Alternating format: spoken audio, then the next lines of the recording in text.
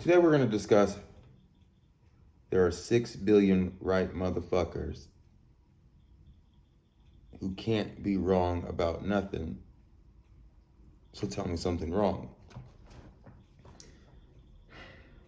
Now, that you can argue that and you can. And I guarantee you probably like, well, there's not 6 billion people or, that's just not true. And that's the point of the statement, right? And however many people are on this planet, we have to recognize and we have to understand that our perspective is our reality, right? So your perspective is your reality.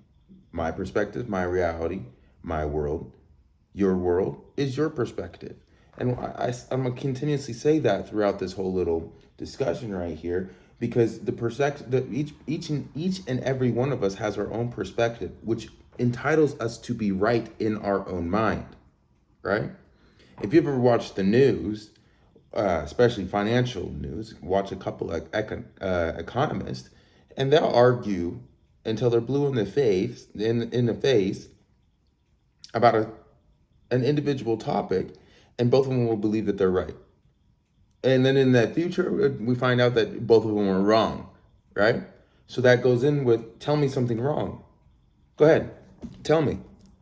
Tell me something wrong that you believe. It's impossible, right? So, and why does all this matter? And why was Everett trying to like instill this into my head? It's the importance of allowing other people to have their opinion, right? I'm gonna say that again. The reason why Everett wanted to instill this into my head and drill it over me is to allow the other person to have the opinion, right? Because I'm walking into every environment knowing that the person I interact with is a right motherfucker, right? That no matter what in his world, he's right. You don't believe me?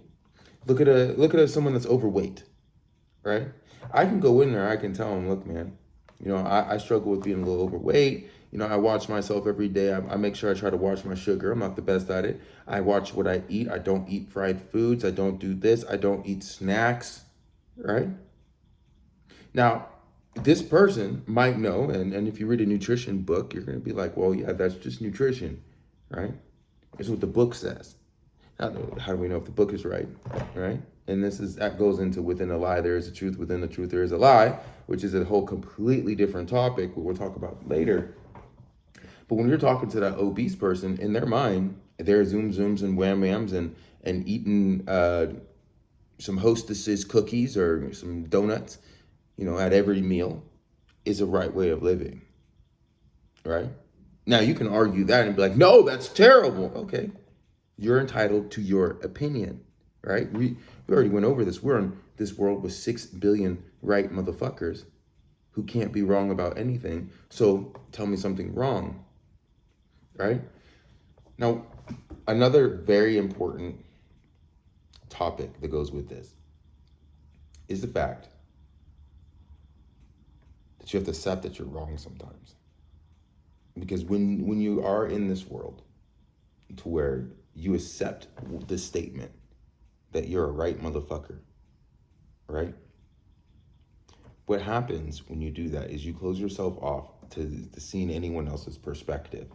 Or you just want to be, or you're going to be an argumentative person who has to win at all costs, right? I met someone like this. And no matter what we're discussing, they will change the topic mid-topic, mind you. Like we could be talking about apples the whole time. We're talking about apples, haven't changed topic, the whole thing talking about apples. Then when this person realizes that I might know more about apples, then he'll throw in an orange. And then you want to say, well, we were talking about apples and oranges, we were talking about fruit. I'm like, no, we were talking about a specific thing, and now you're broadening it so that you are correct, right? So the problem with that is if you cannot accept that you are wrong, you're never going to change. Why would you? If you can't find anything wrong with you and you're perfect, you are a right motherfucker and can't be wrong about anything, then why would you change? You wouldn't. You have no desire, no incentive, no nothing to change. Why would you? You're already perfect. But if you live in that world, a world of one perfection, which is just stupid, nobody's perfect, and you can never even like the fact that you even try to be perfect is just stupid. It's something that you will never attain, because what is perfect, right?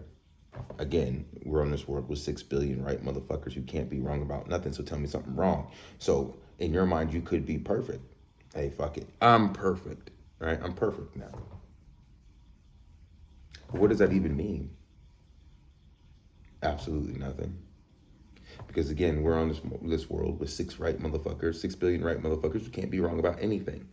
So tell me something wrong. I just told you, I'm perfect. I'm King Jabba the Hutt.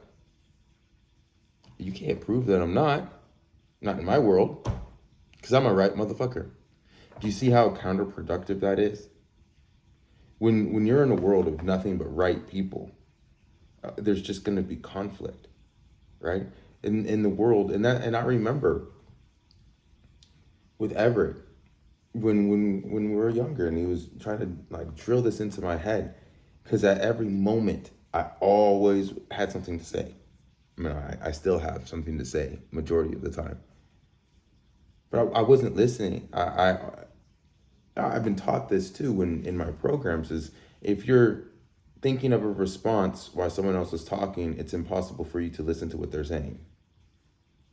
So I try to listen to what people say and formulate a response while they're or not while they're speaking, and take everything, pause, then respond. It's not easy, but it's what I strive to do.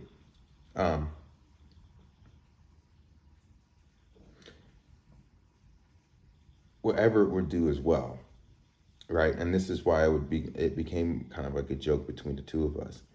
If you watched our videos, we tend to interrupt each other quite a lot. But the end of it is this: we both figured we were right. So we both had the desire to spew out what we wanted to the world, right? But that doesn't necessarily mean that you can do that in an like in a disorderly fashion. So if you're and that's what I see with everybody. Everyone's a right motherfucker, right?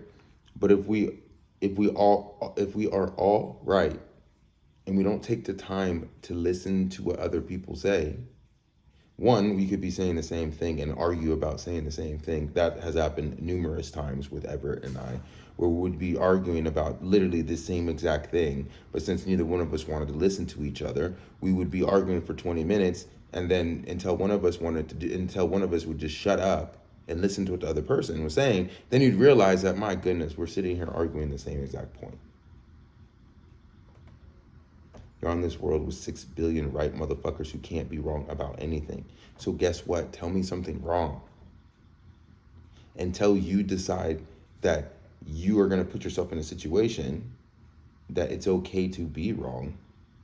And you know what? It's actually kind of it brings beneficial aspects to your life to listen to other people. We're going to continuously be on this world with 6 billion right motherfuckers who can't be wrong about anything. And you can see that in politics, how over the last 12 years we didn't invest in any kind of petroleum products, and now 12 years later when we need it, guess what?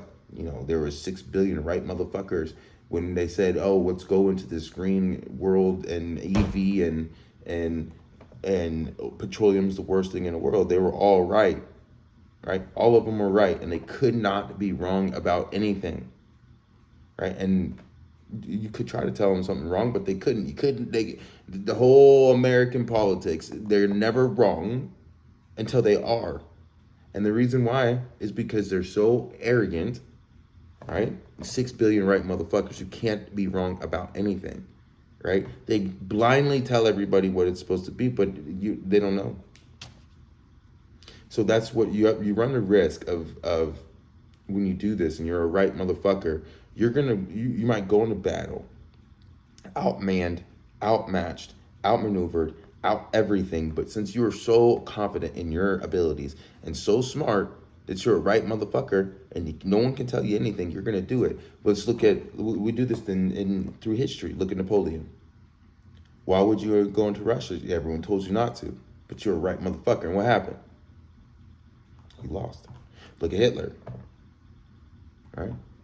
Don't go into Russia. I mean, they had to, trying to get the oil. He was a right motherfucker.